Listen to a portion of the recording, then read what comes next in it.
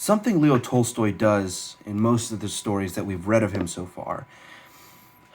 He did this in Alyosha the Pot, Two Old Men, Master and Man, is that he places Christ in the most unlikely people. Let me explain what I mean by that. Christianity teaches this idea that Christ manifests himself in people, not literally, but a person in doing self-sacrificial good, in recognizing the good of others, embodies the teachings of Christ and manifests him into this world. You can see this very clearly in Tolstoy's story, Where Love Is, There Is God. And Tolstoy uses this trope to write stories with characters that seem antithetical to Christ and yet manifest him into this world. And Father Sergius is a great example of this.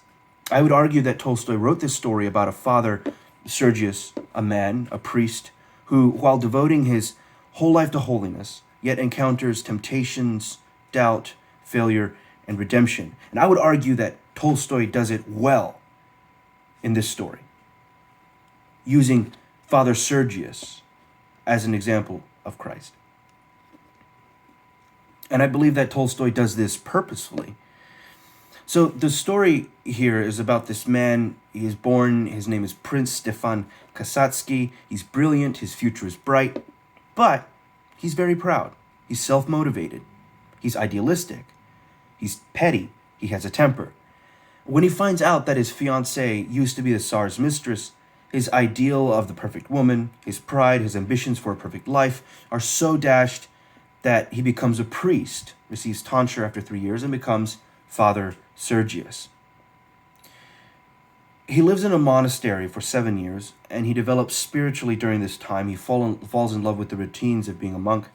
He falls in love with the sacraments. But at the same time, he begins to be tempted by thoughts of what his life could have been had he married. He changes monastery then, and suddenly his lust for women begins to haunt him again. And so he leaves that monastery and becomes a hermit to escape the lust, but lust still follows. There's two very climactic points in the story where Father Sergius deals with temptation. The first begins 6 years into his hermitage, where a woman basically throws herself at him late one night. The temptation seems far too great for Father Sergius to bear, but in order to avoid falling into sin, he cuts off his pinky with an axe as a literal gesture towards the words of Jesus. It is better for you to cut off a member of your body than to go into hell with your body whole. This very temptation and his success over it is what lays the seeds for the next climactic temptation. Because his fame grows as this story grows of his victory over this temptation. It becomes widely circulated. People begin thinking that this is a very holy man. This is someone I should listen to. And so they began bringing him food and clothing, all types of material gain or material wealth in return for his wisdom, his blessing. And so 8 years after this first encounter, he heals someone of sickness for the first time, which automatically propels him to another level of fame. Now people flock to him every day to see his good works, but his good works feel hollow. He finds validation in the fact that people acknowledge him and his priestly status, and in the fact that people rely on him for healing, comfort, and wisdom. And yet he feels that he has lost his faith because he's no longer spending time with God. Instead, he's spending all his time with people, and he's simply doing good. Quote, in the depth of his soul, he felt that the devil had substituted an activity for men in place of his former activity for God. And so, because of this, the temptations grow, and he begins to struggle with this crippling doubt that his faith is a lie, that God doesn't exist. And then enters another woman who again throws herself upon him, and this time the temptation for fornication overwhelms him, and he gives in. And after he gives in, he feels horrible, and so he puts on civilian clothes, shaves his beard, and flees again, and again essentially changes his identity once more. He only finds a sense of redemption when he talks with a childhood acquaintance. This woman lived a very, very difficult life because she was such a kind, giving, and self-sacrificial person. After speaking to her, he comes to this self-diagnosis that, I quote, I lived for men on the pretext of living for God, while she lived for God, imagining that she lives for men. Yes, one good deed, a cup of water given without thought of reward, is worth more than any benefit I imagined I was bestowing upon people. But after all, was there not some share of sincere desire to serve God? He asked himself, and the answer was yes, yes there was, but it was all soiled and overgrown by desire for human praise. Yes, there is no God for the man who lives as I did for human praise.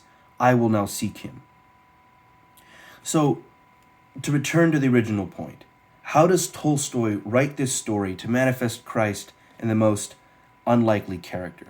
So, first of all, Father Sergius begins life as a proud, self-motivated soldier. His pride is such a thing that he breaks off a relationship because of it. And it's his pride that motivates him to become a priest. It's his pride that makes him a good priest. It's his pride as a priest who's devoted to constant worship. Okay, it's his pride that motivates him to become a hermit. It's his pride that causes him to seek spiritual validation through others. And yet, Father Sergius is not blind or beyond redemption. And even in the greatest throes of doubt, Father Sergius is still doing good by helping others.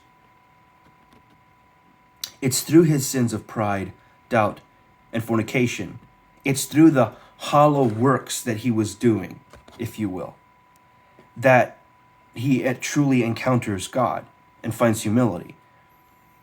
Even in the times when he was a famous hermit, disconnected from God, faithless and full of doubt, he still embodied Christ by healing the sick and blessing those around him. This should not be minimized. So we're taught this, I feel like it's a myth in Christianity, that a person who chooses to serve God, the moment they give their life to God, there's this upward climb, this linear shoot towards holiness, and it never really dips. Sure, there's mistakes, but it's always constantly upward. This story of Father Sergius is kind of backwards. It feels like in the beginning, when he first became a hermit, he did it out of pride. And there was certainly moments where he was climbing upwards in God. When he first became a priest, it feels like, yes, it was done out of pride. And then there were moments where he was truly worshiping God and he knew it. Like, for example, when he became a hermit, there was a period of years in there where he was truly devoted to God. But then there's always ups and downs in Father Sergius's life. And after he commits fornication the last time, it feels like there's a massive just downhill spiral that led him to that moment. And yet, Tolstoy uses this man to teach us how to find humility. And I think a lot of us are like Father Sergius in that we may have given our life to Christ at one moment, at one point in time in our lives, but it's never quite this upward tick. It's never this upward, this linear climb towards holiness. There's years where we spiral out of control, and that's fine. That's okay, because God still manifests himself in us, even if our life seems antithetical to him at the time. So you might not come to yourself until you're a very old person, like Father Sergius here. But God still works in us. All of us go through phases where our faith, like Father Sergius's, is soiled and overgrown by any kind of thing, any kind of grief or sin. But understand that God moves in us, using us as the most unlikely character to manifest himself in this world.